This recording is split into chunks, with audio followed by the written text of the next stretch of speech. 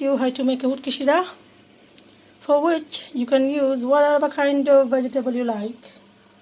So stuff like woody, courgette, bangan, mula, anything. Today I only have butternut squash, potatoes, some pepper and some aubergines. So bangan, butternut squash, aloo and some pepper.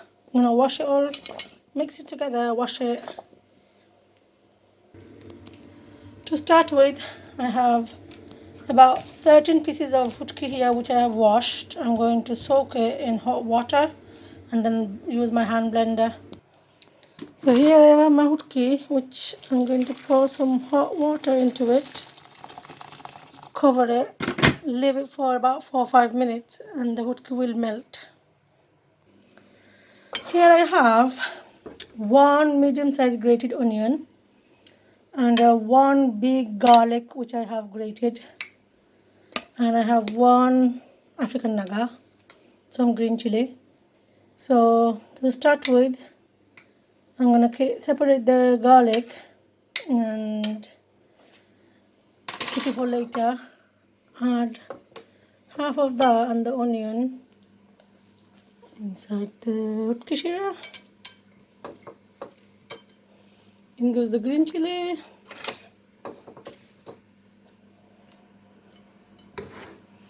In here, I'm going to add 1.5 teaspoon of salt. According to taste, I will taste it later. If I need more salt, I'll add more. And say just about half a teaspoon of coriander, half a teaspoon of turmeric, oloid.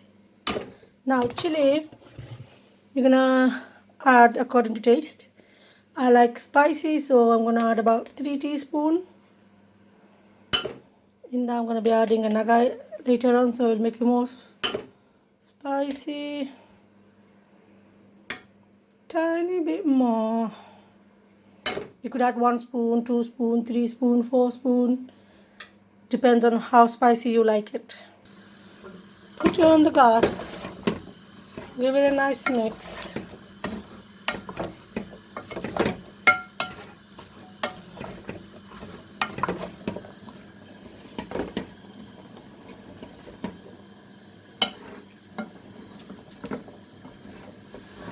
As you can see, I haven't added any water at the moment because the hutki water is going to go in there.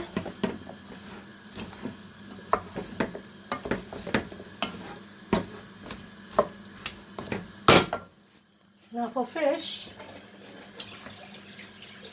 today I got some hutki, fish head, some bedamas and some isa, so prawns. You could add any kind of fish you like. I like to add mixture of fish, gives like a nice taste. Wash it properly, which I have washed about 5 or 6 times. I'm gonna wash it more before I add it in. Not gonna add it in yet. I'm gonna put the hutki in, let it boil for a few minutes, and then add the fish, which I will show you. Now cover this. Leave it on the heat, on a low heat, for about 2-3 minutes while you go sort out the hutki. It's been about 3-4 minutes. As you can see, my hutki have already started to break. Now you can just use a masher here to mash the hutki. You just need the water, but I'm going to use my hand blender. It's quicker.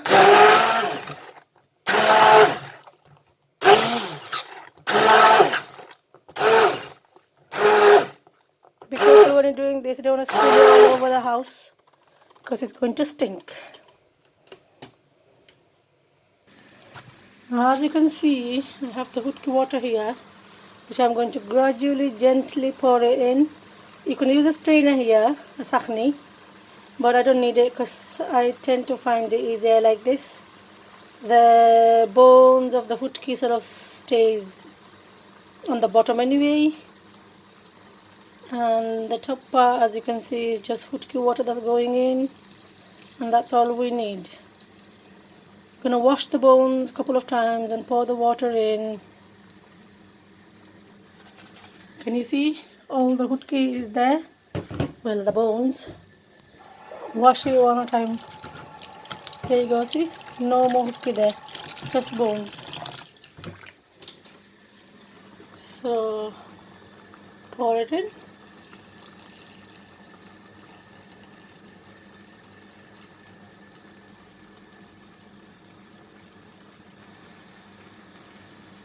I can guarantee you, if you do it like this, all the nice smell of the hutki will go in here. Now I can wash it one more time, but there's nothing to wash from here anymore, so I'm not going to wash it anymore. I'm just going to chuck it. Gonna let that come to a boil. Leave it for about 5 minutes before I add the fish. Cover it. Let it boil away for about 5 minutes on a high heat. 5 minutes later,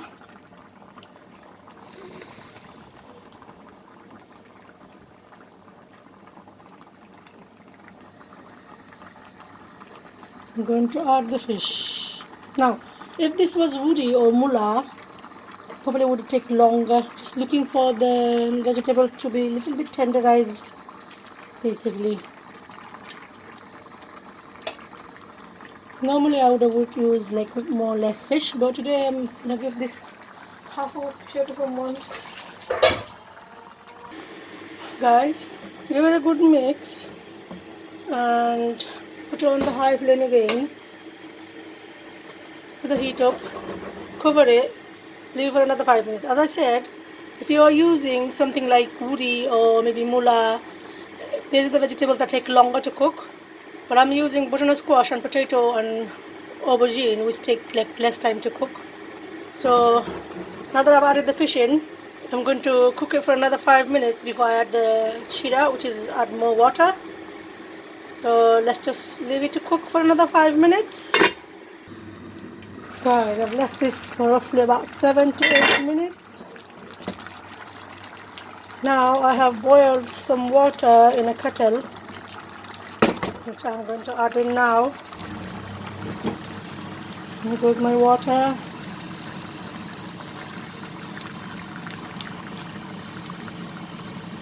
If I want to have loads of Hutki Shira, I'm going to add loads of water. You can see to the top of the handi.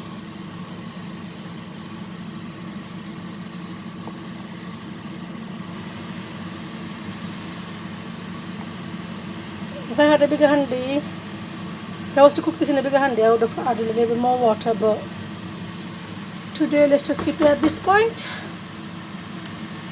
Now, once that comes to a boil, I'm going to add my African naga and the naga from the freezer and this little bit of garlic that I kept. Let that come to a boil. So now that it's started to boil away, I had a frozen naga in the freezer, which I have cut it, slit open. That's gonna go in. My African naga, which I have cut, split open as well, is gonna go in. And the little bit of garlic that I saved, it's gonna go in. And I'm gonna let that boil for about 5 minutes on high heat, and then lower the heat on a simmer so that my cooker is not gonna get dirty. As you can see, the boiling has started to explode. Yeah, cover it for about 3, 4, 5 minutes maybe, and then afterwards I'm going to leave it on a simmer for about 10 minutes.